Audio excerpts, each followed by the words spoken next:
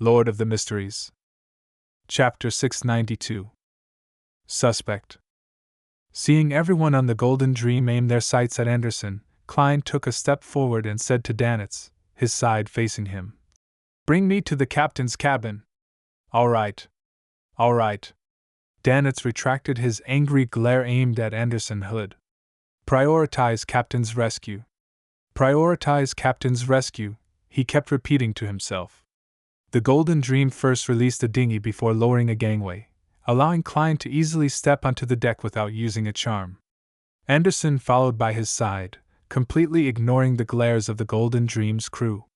With a smile, he strolled forward as he looked around, treating it as his own home. His mental fortitude is truly beyond remarkable. Yes, even after offending a demigod where he was forced to apologize in public and accept a mission, he was able to laugh at himself and enjoy a meal. Klein sighed inwardly as he walked towards third mate Jodson and company. "Hello, Mr. Sparrow. I'm this ship's first mate, Brew Walls." A 1.8-meter tall man with a monocle politely bowed. The pirate, Gourmet, who's worth 6,200 pounds. The bounties on Vice Admiral Iceberg's pirate crew are clearly lower than Admiral of Stars. They live up to being treasure hunters who happen to be part-time pirates. Klein greeted him using Gehrman Sparrow's style of politeness. "Hello? I've heard about you." "Haha, it's my honor. I'm only a treasure hunter who dreams to be an artisan, but I ended up having to be a gourmet," Buwal said in a self-deprecating manner. He pointed to the man beside him and said, "Our second mate, Singer Orpheus. Bounty of 5,500 pounds. The Beyonders on the Golden Dream all have very odd nicknames. I didn't know that they were the subordinates of a pirate admiral. I would have definitely believed them to be a traveling crew who sing and enjoy good food while holding bonfires as they seek out legendary treasure. It's truly a beautiful life." Klein cast his gaze at Orpheus and nodded. The singer had deep sculpted outlines and a head of resplendent blonde hair. He said with a sad smile, "Actually, I'm only praising the sun, but now, my son has disappeared." Klein nearly felt goosebumps all over him. "Tisk, as expected of someone from Intis. He speaks like he's singing. What a pity I grew up in Seeger, in Lemberg, and didn't pick up this ability," Anderson said with a chuckle. It wasn't clear if he was praising or degrading Orpheus. After all, half the blood flowing in his veins was Intis blood. Born in Seeger and later studied in Lemberg. Yes, it was likely a church school. He's classmates with Vice Admiral Iceberg Edwina. Mr. Orpheus is definitely from the Sun Pathway, but he's unlikely to be from the Church of the Eternal Blazing Sunday. From his bounty, he's likely a Sequence 6 notary. I almost forgot to inform Little Sun that I have his formula. I wonder what he will use in exchange this time.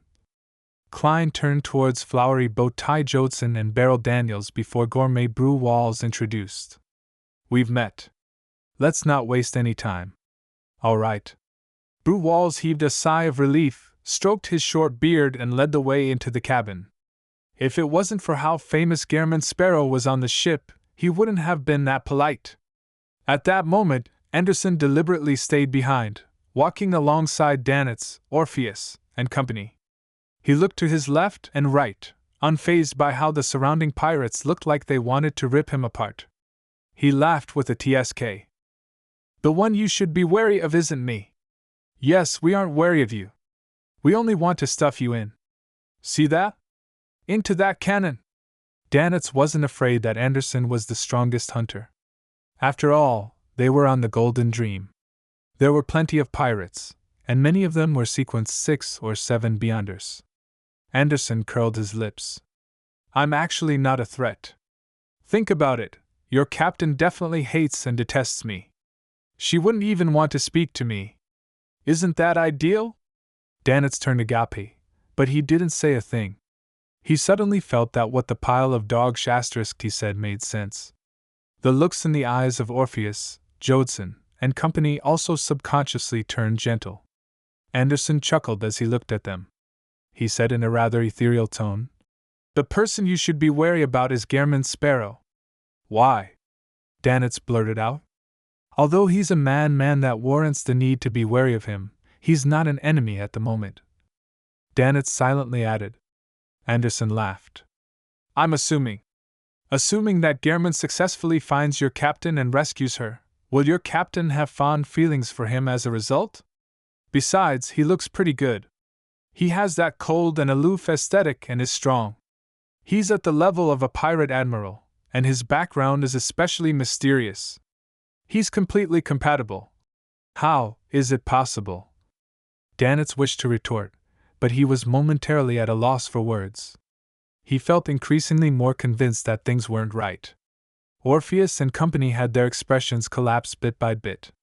They looked at Gehrman Sparrow's back with a newfound sense of wariness. Resolved. The provocation problem from before has been resolved. With a smile, Anderson walked into the cabin. When he arrived inside the captain's cabin, Klein first circled the room, which was nearly filled with bookshelves. On it were all kinds of books. The average captain's cabin is filled with racks of alcohol, he silently mumbled before walking straight to the desk by the window. According to Dannett's description, Edwina had vanished during her research. Therefore, finding traces of her research was Klein's goal. After he gathered enough information, he would head above the gray fog to divine the matter. At that moment, the desk was a mess with many things placed on it.